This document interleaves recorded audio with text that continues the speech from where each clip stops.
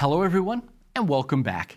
It's Monday's lesson, and we revisit the story of two women who believed in the power of God to raise the dead.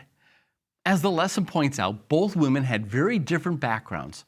One was a widow who raised her son during a time of famine, and the other was a wealthy woman who raised her son, during a time of plenty.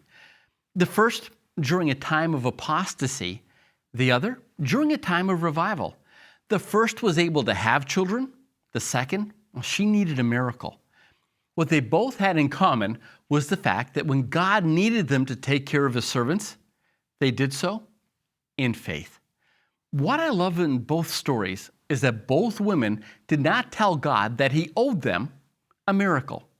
For example, the Syrophoenician widow shared her last meal with Elijah during a time of famine. First of all, Elijah was a wanted man, and if she had chosen, she might have turned Elijah over for a reward. But she did no such thing. Instead, she risked her life and the life of her son by sharing what she believes to be her last meal on earth with a man she barely knows. And most people would have said no. Most people in that kind of situation would have hoarded and fought to keep what little they had left, but not her. And you have to ask why. Why indeed? Because when she got to the bottom of her barrel, all she had left was her faith.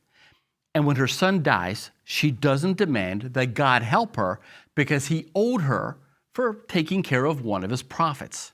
She simply remembered God's provision, and she turned to God, not with a demand, but with faith. Then we come to the married woman of Shunem, who couldn't have a baby on her own. She meets Elisha, the prophet, and she's convinced that he's truly a holy man of God. So she invites him over for dinner, and a friendship, it's born. Later on, the woman of Shunem and her husband build a room over their house just for Elijah. Long story short, Elijah wants to bless them, so he prays that God would bless them with a child. And a year later, she gives birth to a son. A few years later, the boy is working out in the field with his father, and under the heat of the sun, the boy dies. They bring the boy home to his mother, and her first thought is Elisha.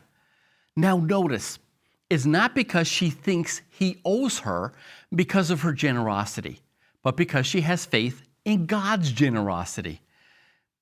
And the lesson in all of this is that one day God will raise us from the dead, not because he owes us one, but because of his grace and our faith in his grace alone. Well, that was our nugget for today. Thank you for stopping by. I'll see you tomorrow.